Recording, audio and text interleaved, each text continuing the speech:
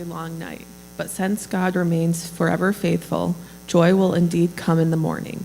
Such is one way for us to hear the announcement God utters this morning through his servant Micah.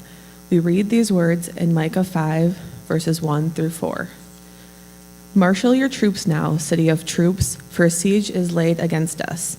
They will strike Israel's ruler on the cheek with a rod. But you, Bethlehem Ephrathah, though you are small among the clans of Judah, out of you will come for me one who will be ruler over Israel, whose origins are from of old, from ancient times. Therefore Israel will be abandoned until the time when she who is in labor bears a son, and the rest of his brothers return to join the Israelites. He will stand and shepherd his flock in the strength of the joy of the Lord and the majesty of the name of the Lord his God, and they will live securely, for then his greatness will reach to the ends of the earth. This is the word of the Lord.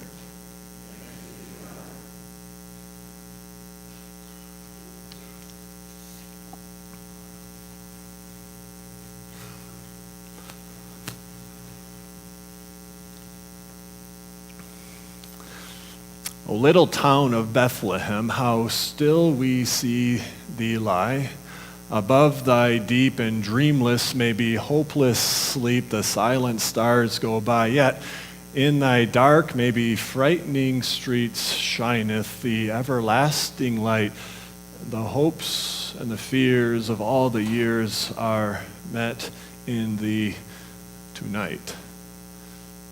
And maybe we say, could it really be? A couple of weeks ago, I showed this picture from Aleppo, Syria. It's an alarming picture. I don't show it to be alarmist, only to help us remember the situations into which the staggering promises of God come. For they come into these contexts and they promise such wondrous newness. So imagine walking with me through that city only to hear a really beautiful, sweet, melodious tune playing, and the tune is matched by lyrics that are so profound, so drawing on us that they could only produce one of two really strong, powerful responses, the one being almost tears of hope-filled joy, because who would have ever thought that such wondrous beauty could be to be found in a place like this, and the other response being really a strong, agitated response, because who would ever dare bring such beauty into a place like this?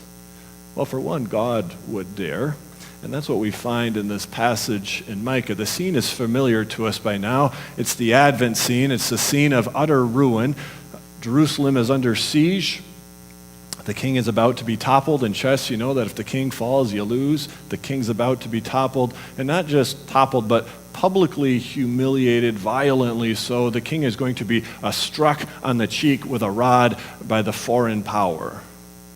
In some ways, perhaps it's what the rulers fear. A couple of years ago, we became too well acquainted with really the horrifying death, the ugliness of the death of Muammar Gaddafi. He was pulled out of his hiding. He was beaten and publicly killed. And there was the grisly photos and the videos came out, and it was reported that one ruler watched these videos over and over and over again, apparently paranoid that he could be met with a similar fate, and then apparently determined to not let that fate meet him. It's the fear that some rulers live with. In Israel, it became a reality. City under siege, death and destruction all around. The king is met by the enemy, struck on the cheek with a rod, publicly humiliated. It looked to be all but over until maybe it wasn't. Because it's into the midst of this terrifying, ruinous situation that this beautiful, melodious sound comes. And it's the sound that Micah utters in his prophecy. But you, Bethlehem Ephrathah, though small among the clans of Judah, out of you will come for me one who will be ruler over Israel, whose origins are of old, from ancient times. It's a sound so sweet that it could produce only one of two staggering, strong responses. One, deep gladness at the hope that's met in this prophecy, or really a pushback that says, who dares speak? How could this possibly be? The prophecy harkens back to days of yesteryear in Israel's history, to the days of David, the one that came from the line of Jesse, who was from Bethlehem Ephrathah. we hear in Micah's words echoes of that time when the promise came to David. A promise, David, you're my king. I'm going to establish your house. There's going to be a kingdom. My love, my unfailing love will endure forever. You have it on oath. This is my promise to you. It's from the days of David. Maybe some people hear this promise in the midst of a very ruinous city, and they think, thanks God, really, now you're going to remind us of your beautiful lyric from so long ago, and into this situation of ruin where it doesn't look like anything is possible. You're going to speak that word that reminds us of the past. And maybe some people felt like a child being abandoned by their parent, only to hear the parent say, oh, but I still love you, and then the child's only able to respond with scornful laughter. But other people, ourselves included, would hear this beautiful lyric, this melodious tune from the days of yesteryear, entering into the situation of ruin. And we hear not God mocking in some way, but we hear again of God's commitment to bring about such fresh newness of life into the midst of situations where we never thought possible, in spite of humanity's constant rebellion to oppose his purposes. That's what we hear. In spite of the ruin, in spite of the rubble, in spite of the darkness and the gloom, here speaks God, bringing back the words of a prior time to David and the promise of a kingdom and of a ruler who will reign in such a way that he brings about security and purposeness in the midst of life. We wonder what sort of effect such a promise might have, because it's always entering into situations of ruin. So imagine a couple of them with me this morning. I read recently about a time President George W. Bush visited the Walter Reed Medical Center. He was visiting soldiers who've been wounded in action, and he's met there by a mother, and she is angry. And she screams at President Bush, why is my child lying here and not yours? We wonder what sort of effect the promise, going back to David, in the midst of the situation of ruin and rebel, what effect might it have there? Bethlehem, Ephrathah, a ruler, but one like David, who will stand and shepherd his people, and they will live securely. Might it be enough in the midst of that to quicken hope? Interestingly, President Bush is flying back to D.C. after that visit. He's on the helicopter, and he says to those around him, that mama sure was mad at me. And then he said, and I don't blame her one bit. And then those riding on the helicopter with him see him gaze out the window, and a tear falls down his cheek. And you wonder, for that commander-in-chief, dealing with the pressures of the office, what effect might this promise have? Bethlehem, Ephrathah, a ruler, one like David, who will stand and shepherd his people, and they will live securely. I was talking with my mom last week. She works as a nurse. One of the settings she works is in the VA in Wyoming, in the pain clinic there. She was talking about her patients. All of them live with severe pain, many with PTSD, many of them angry. You wonder what sort of effect the echoes of the past, the promises, and the present might have. Bethlehem, Ephrathah, one like David, a ruler, who will stand and shepherd his people, and they will live securely. Might it be enough in that setting to quicken hope? Heard an interview earlier this week of a woman. When she was 13, she checked herself into the foster care system in Michigan. And she reported that at any given time across the country, somewhere along the lines of 1.1% of all the children in the foster care system are lost. Nobody knows where they are, literally. They've run away, they're not found, nobody has a clue where they are.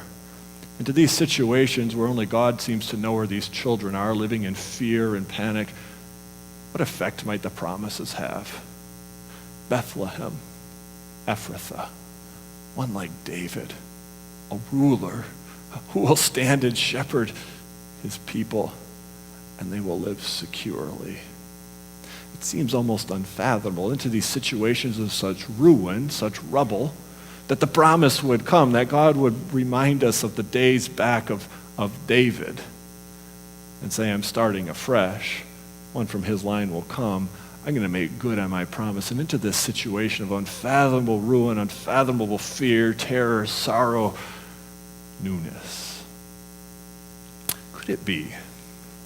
At first we might question that because it seems against the odds. We started Advent by saying these promises don't just sound improbable, they sound impossible. But then we might begin to question, well, maybe it is possible. This is God who speaks. But then we might ask about the possibility of it coming about because of the means God would choose to bring it about. And that brings us to Bethlehem. Bethlehem being little in terms of both reputation and size and stature, everything. It's a little place. And God says this ruler, one like David, is going to come from Bethlehem. This was not the cultural, the political epicenter of the day. This is a place, maybe we think in terms of the bees around us, Borculo, Burnups, Bangor. These aren't bad places. They're just places of lower reputation, places where people don't generally go to find the large picture change agents of the day. It's not surprising to us that a person with the wealth to own high-rises adjacent to Central Park in Manhattan and another one on Wall Street could be elected president of the United States. We would be somewhat surprised if somebody from Borculo, Bangor, Burnups threw their name in the hat to run for president. We might wonder how quickly would people get on board, how many millions of dollars would pour into their super PACs. And we'd say, ooh, maybe not many. It's not the place where we expect power and change to come from. This was Bethlehem. And yet a funny thing happens that when Bethlehem finds itself in the center of history, when the spotlight shining on it, there's one person who is actually quite terrified of what's happening in this little place called Bethlehem, and his name is Herod. He's King Herod, and he's a really terrifying man. So the three wise men from the east, they show up in Jerusalem, and they've heard about this new king born, and they've come to worship. And Herod, Luke says, is distressed, which means he's panicked. He's horrified at this. The king of terror is now terrified at this news that the three kings from the east bring. And Herod, who is used to removing all threats to him, he makes plans right away to remove this newborn king as well. And he's foiled in his plans.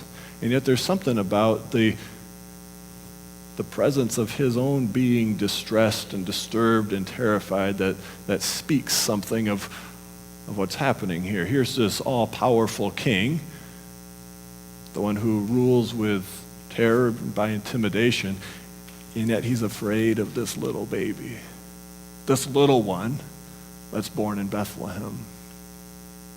And we might think again, well, could it be? And the good news that we've all come to embrace is that this little one who is born in Bethlehem is indeed good news for all of the little ones of this world, and it's good news for everybody who is just sick and tired of the ways of the Herods and is ready for this promise to be made good, this promise of the one from Bethlehem, Ephrathah, from where would come one like David, a ruler who would stand and shepherd his people, and who would reign in such a way that everybody would live securely. Could it really be? Could it be that this one from Bethlehem, especially given the means of this one from Bethlehem? You'll recall a scene with me from the Gospel of Luke. Jesus has been in the Garden of Gethsemane. He's praying. When a Judas-led crowd comes to him, they're going to arrest him. There's a confrontation.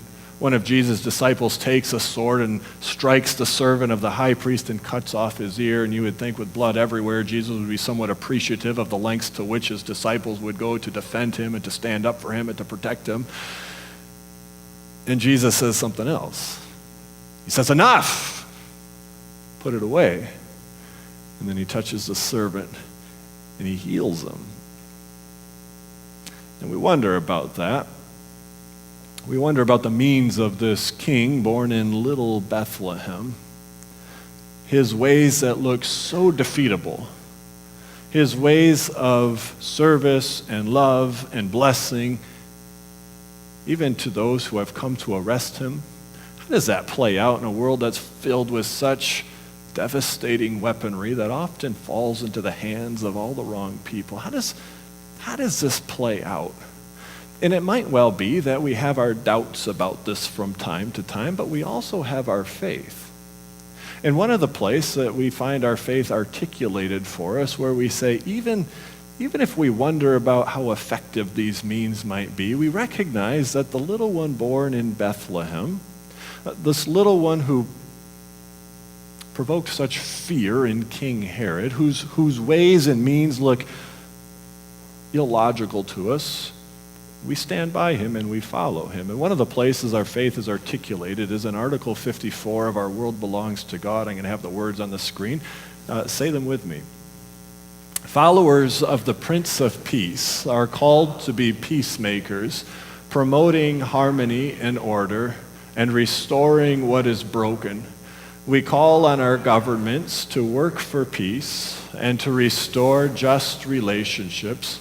We deplore the spread of weapons in our world and on our streets with the risks they bring and the horrors they threaten.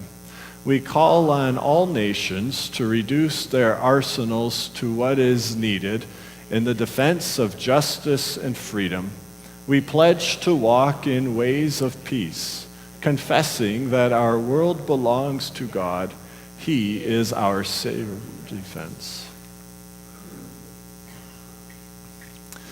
The word, through Micah, into these situations that look utterly ruinous, beyond hope, there comes the echo.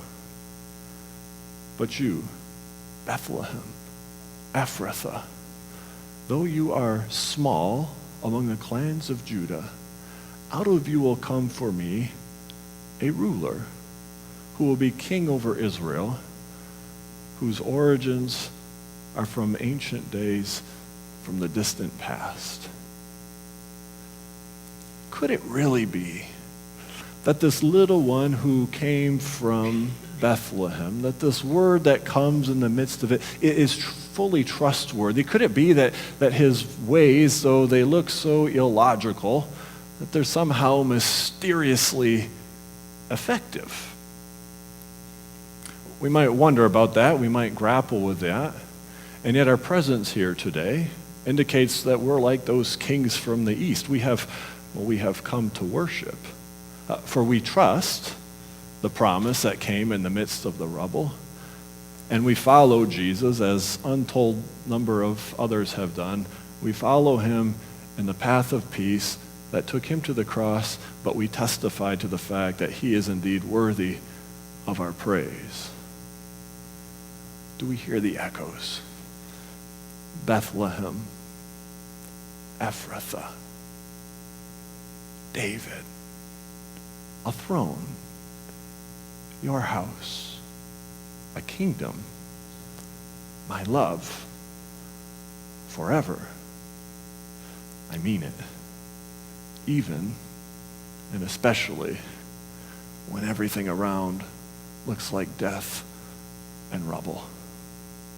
It doesn't seem logical.